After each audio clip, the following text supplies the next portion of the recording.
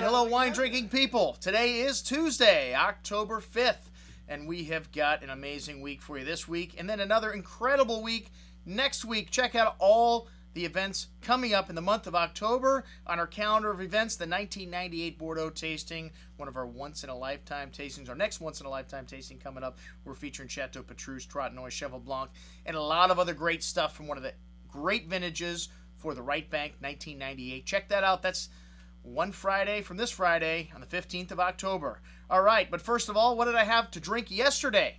All right, well, as you know, it's Tuesday, so we got a lot of material to get through here. Brown bag on Saturday. You know, we always do brown bag. We had an incredible week this last week, and it seems this reservation system is working. Thank you very much, everyone, for making reservations if you're going to come.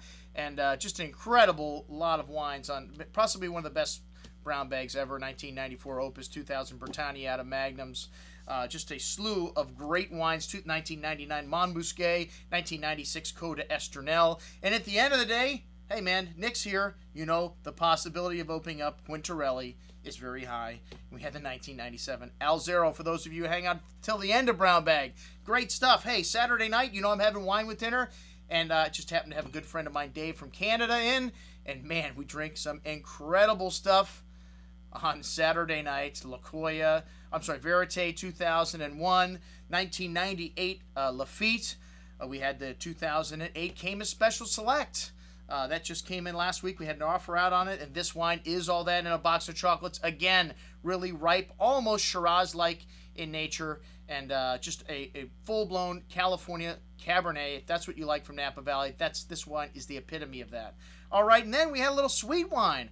We had 1998 Yquem, which was awesome, and then we had this 2001 Emilio Monchoff Auchlase, which is from a very unique vineyard site in the Mosel. It's almost vertical, straight up and down, slate, very intense minerality to this wine. You notice the vineyard site, the place where it is from. It is outstanding, from a great vintage 2001. Drinking beautiful right now. It's fabulous.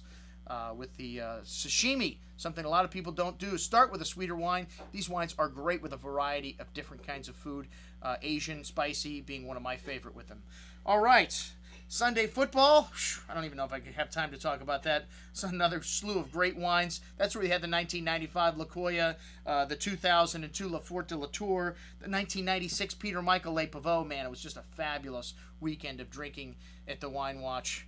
Over at a friend's house. Actually, Pete, thank you very much for those huge, incredible Flintstone steaks on the grill, and a good day of football and drinking. All right, Monday in the store. We had a lot of drinking Monday in the store. First off, one of our good friends, our supplier, Terlato. We had the Markham Sauvignon Blanc, and the folks at Markham are very good friends. Brian Del Bondio, shout out to you, buddy.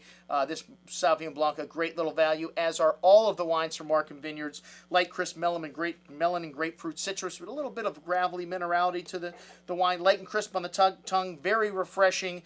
Really nice little value, $12 a bottle, like everything else in the Markham lineup. Rutherford Hill Chardonnay. I'm sorry, they're very well known for their Merlot. That's why I must have slipped that in there. But they do also make other varietal Chardonnay. Pretty typical Napa Valley style Chardonnay. A little vanilla bean creme brulee. Some nice ripe, delicious red apple fruit on the nose. Nice creamy texture on the tongue. Pretty well balanced. Nice little Chardonnay for $16. Sanford Santa Barbara, the 2007. We're at the tail end of this release. And Santa Barbara, I've had some 2008s as good as 2007, so don't worry. Not like in Northern California, where the 07 much better than 08. Down in the south, 8 hours south of Napa is Santa Barbara. And some very good Chardonnays from 2008 vintage there. This 2007 really showing nicely. It started to come around. Every time I have this wine, it's better. It's got a little more balance to it. The acidity not sticking out quite as much in it. Some lovely minerality on the nose. Some nice peach, an apricot type fruit, tropical fruit, and as I mentioned before, the acidity starting to balance out in this wine, not sticking out so much, and a nice little hint of toasty oak spice on the finish. Very nice. Next up, the Pinot Noir from Sanford, the Santa Rita Hills. They do make several different Pinots. This is kind of like their entry-level Pinot. Really nice black raspberry and black cherry fruit on the nose. Light smoke, a little black tea, and fresh floral notes there also. A fresh black raspberry fruit on the tongue. Zesty acidity, lovely silky tannins, and a nice hand of spice and floral notes on the finish. Sanford is back, folks. 2007 Santa Rita Hills Pinot, very good. Rutherford Hill Merlot. There's the Merlot from Rutherford Hill. And this is some nice ripe plum and black cherry fruit on the nose, hints of fresh herbs and milk chocolate. Really nice, polished on the palate, velvety smooth, a little bit of earthy notes to it. Rutherford Hill makes some very good wines. Under 20 bucks, $18.75, a nice little value. Next up, Markham Cabernet Sauvignon. Brian, why didn't you tell me about the Philanthropist? This wine is awesome. As I mentioned before, Markham makes some of the best value wines coming out of Napa, but they also have some great vineyard sites. This is from their Yountville Estate Vineyard. This wine is just jam-packed with ripe plum and black cherry, liqueur-like fruit, notes of fresh herbs, milk chocolate, toasty oak spice, rather dark chocolate, dark earth, and thick and chewy on the tongue with just layers of syrupy black cherry, black currant fruits, really thick and viscous, a load of everything, that dark chocolate spice showing up on the finish, and that fresh earth, a bit on the heavy side, but still has freshness and balanced on the finish. So if you like Napa Valley Cabernet Sauvignon, man, this wine is awesome, and only $50 a bottle. Okay, next up, we had a couple of wines from Seven Hills Winery, the Calypson Vineyard from the Red Hill appellation. This is one of the best appellations in Washington State. And the Seven Hills Winery, one of the pioneers of this Red Hills appellation, the Calypsum Vineyard. You see Andrew Will using that fruit. A couple other producers also buying fruit from Calypsum. Very concentrated bouquet of red currant and black cherry fruit. Some nice toasty oak spice. A nice hand of fresh earth and minerality. Some new leather notes in this also. Excellent concentration and depth of flavors on the palate with red currant and black cherry fruit, firm tannins, and a nice hand of acidity and spice. The Ciel de Cheval, next up, the same price. Both of these wines very nice.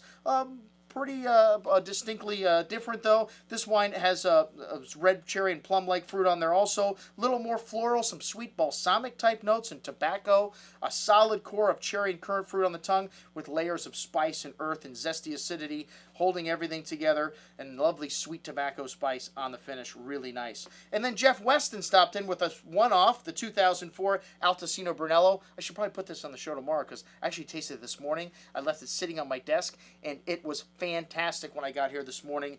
Just layered with loads of black spice, lovely fresh earth, and dried floral notes.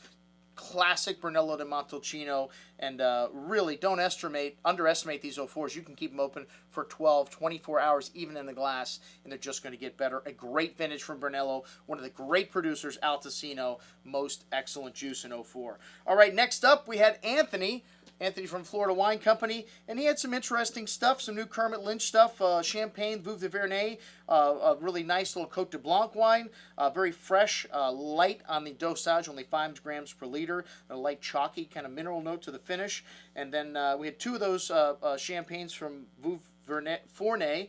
The other one was their Verdus Extra Brut. Extra Brut means a little less sweetness. This had about 3 grams dosage, and then about 4 years on the lease, so it had a little more of that fresh baked biscuit, a little more ginger spice, and a little more of that chalky minerality. This wine was definitely a level up in intensity. We'll have both of these wines at our champagne tasting coming up in November 20th.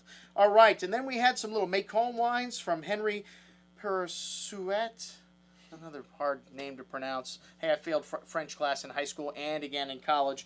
Nice little wines. You can check them out there from Kermit Lynch. The Macon Farge, my favorite of the 2. And then a little 2009 Beaujolais from Prebende. And 2009, a great vintage in Beaujolais. This nose showing off a little bit of that carbonic maceration, which brings out the ripe, luscious fruit in these Beaujolais. Lovely freshness and forwardness. Maybe a little bit short on the finish, but really nice Beaujolais. And 2009, as I mentioned before, a classic vintage for that region. Then we had a little Pierre Guillemot Bourgogne. This is a producer that we've known very well. They're Savigny Le Bon Serpentiers, one of my favorite wines from Savigny Le Bon. This straight Burgundy, not your typical Bourgogne Rouge. Had quite a bit of savoriness to it, some lovely red cherry and raspberry fruit, and some nice exotic floral tones there as well. And then a little 2008 Bruno Collin Chassagne Montrachet Vieille Vigne Rouge. What most people don't know is they do a lot of red wine and Chassagne Montrachet. This had lovely black raspberry fruit on the nose with notes of black spice, a little minty nuance to the bouquet as well. Fresh and bright on the palate with a good hand of black earth, a little truffle, an excellent backbone of a city. Really nice little entry-level Burgundy, red Burgundy, $36 a bottle. Hey, you know I'm having wine with dinner, and we just got a great deal on this 2005 Clandel Bourgogne Rouge from the Dillon family, the same family that owns Chateau Aubrion. This wine, 2005, a great vintage. These Bordeaux need to be drunk up. It is drinking at or near its peak. Fresh kind of raw meat and gravelly minerality, dried tobacco spice, red currant berry fruit, really soft and silky on the palate, echoing those nuances in the finish, but drinking at or near its peak right now. All right, well, that's what I had to drink last night. I'm your host, Andrew Lampazone, signing off for the Wine Watch, saying remember, always drink the good stuff first.